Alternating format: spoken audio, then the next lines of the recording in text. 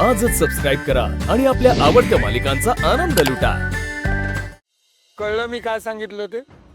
पुन्हा त्या घरात जायची काहीही गरज नाही।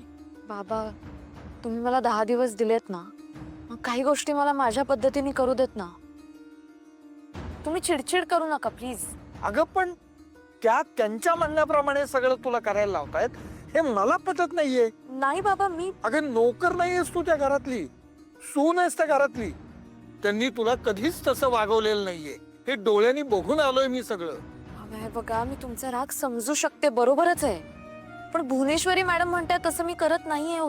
उलट मी आज त्यांना माझं जे म्हणणं आहे ते स्पष्टपणे सांगितलं। मी त्यांना सांगितलं की शाळा बंद करण्याचा तुमचा जो निर्णय आहे तो मागे घ्या, आणि त्यांनी मला शब्दही दिला बाबा।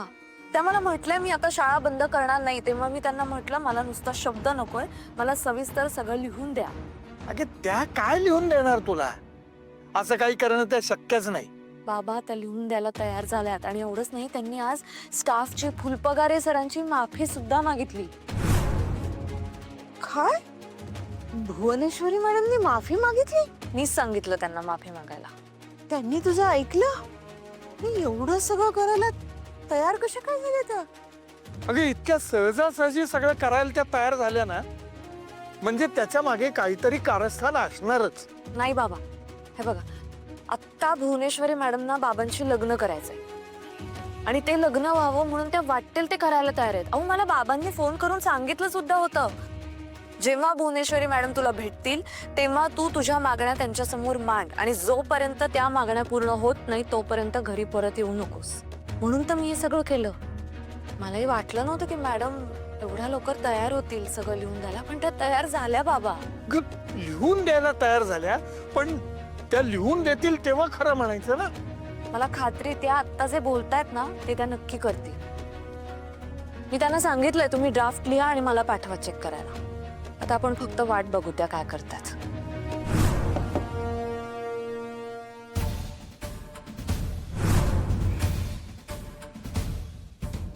अक्षरा मॅम, हो मीच। बोला ना।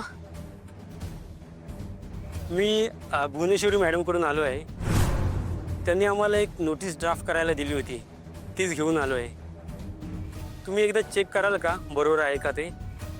तुम्ही जर ओके लवकर दिलात तर आम्ही फायनल ड्राफ्ट लगेच रेडी करू, कारण उद्या सकाळपर्यंत भुवनेश्वरी मॅडमना हा फायनल ड्राफ्ट सहीसाठी द्यायचा आहे। हो चालेल, मी बघते लगेच।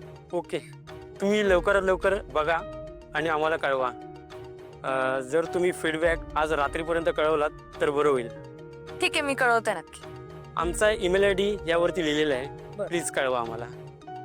हो चालेल, थँक्यू।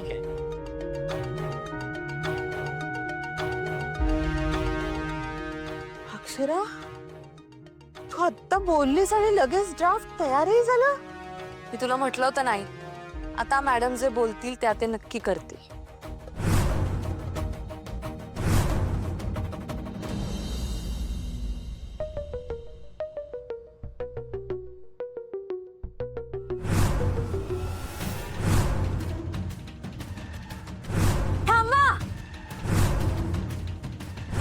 नाही होऊ देणार हे लग्न। चारुलता नाही, चारुलता नाही, भुवनेश्वरी मॅडम आहे, भुवनेश्वरी मॅडम आहे, भुवनेश्वरी मॅडम आहे। आम्हीच आहोत भुवनेश्वरी।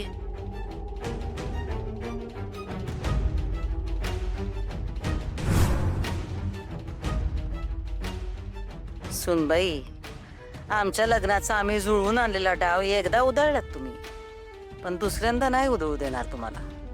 किती बी मागण्या ठेवा आमच्या समोर, किती बी नाटकं करा, या बारीला तुमचं सगळं ऐकू आम्ही। एकदा का आमचं लगीन झालं, ऑफिशियली आम्ही मोठ्या मालकांची बायको आणि तुमची सासू झालो की मग बघा तुम्हाला कसा धडा शिकवतो ते, कारण तुम्हाला धडा शिकवल्या बिगर आमच्या जीवाला काही चैन पडणार नाही।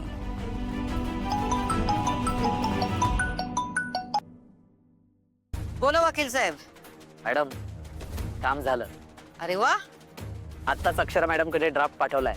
चांगलं केलं, आणि मुख्य म्हणजे येळेत काम केलं। मॅडम, तुम्ही एखादं काम सांगितलं आणि ते वेळेत पूर्ण करणार नाही असं कधी होईल का?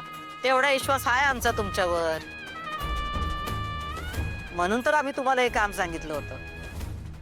बरं आमच्या सुनबाई काय म्हणल्या? त्या वाचून त्यांचा फीडबॅक कळवतो असं म्हणाल्या. आहे का आता अजून फीडबॅक? त्याने सांगितलं ना हो, लवकर द्या तुमचा काय तो फीडबॅक. हो मॅडम, मी सांगितलंय. त्यांनी मला फीडबॅक दिला का मी लगेच तुम्हाला कळवतो. हा ठीक आहे, जे काही करायचं ते लवकर करा एवढंच आमचं म्हणणं आहे. मॅडम तुम्ही टेन्शन नका घेऊ. उद्या तुम्हाला फायनल पेपर मिळेल.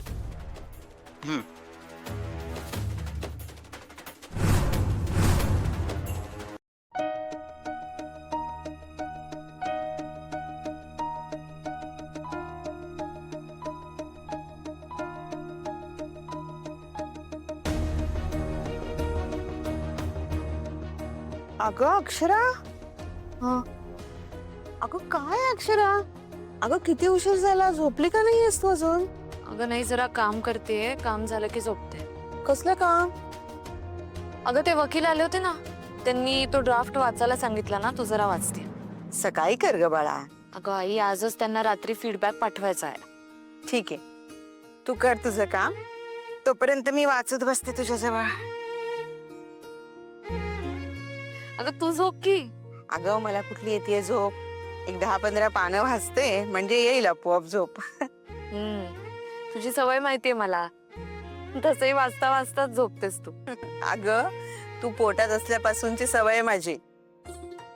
मी तुला सांगितलं होतं ना अक्षरा, तू पोटात असताना बाबा मला गोष्टींची पुस्तकं आणून द्यायचे, मग ते वाचत वाचतच झोपायचे मी.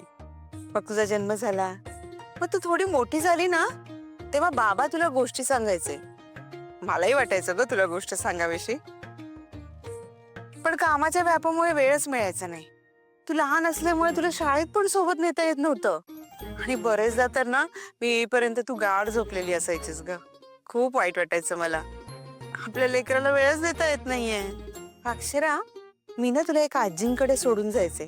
चांगल्या होत्या ग त्या. नाही म्हणजे सुरुवातीला मला जरा टेन्शन यायचं, पण नंतर नंतर मी बघितलं, आम्ही जशी काळजी घेतो, लाड करतो ना तुझे, तशाच काळजी ते आपण घ्यायच्या ग. पाटणकर ना? हो बरोबर आहे. हो ग, किती वेळा त्या मला फिरायला घेऊन जायच्या. आम्ही रंकाळ्यावर तर कित्येक वेळा गेलोय, आठवतं मला. हो ग अक्षू, म्हणजे आम्ही नोकरीच्या व्यापामुळे जे काही करू शकलो नाही ना, ते सगळं केलं बरं त्या आजींनी. बिचाऱ्या नात्यात नव्हत्या आपल्या, पण त्यांनी त्यांच्या घरामध्येच एक छोटंसं पाळणाघर सुरू केलं होतं. पण नंतर नंतर ना त्यांचं घर म्हणजे आपल्यासाठी दुसरं घरच झालं होतं. अक्षू, तुझ्या आजी आजोबांना जेवढं शक्य होतं ना तेवढं केलं त्यांनी तुझ्यासाठी, पण त्यांच्यानंतर जर तुझ्यासाठी कोणी काही केलं असेल ना तर त्या ह्या पाटणकर आजी. बिचाऱ्या गेल्या ग, आठवणी तेवढ्या शिल्लक आहेत. एखादं प्ले स्कूल हवंच असतं ना पण. हो ग अक्षरा. आई, आपल्या शाळेत सुरू केलं तर प्ले स्कूल.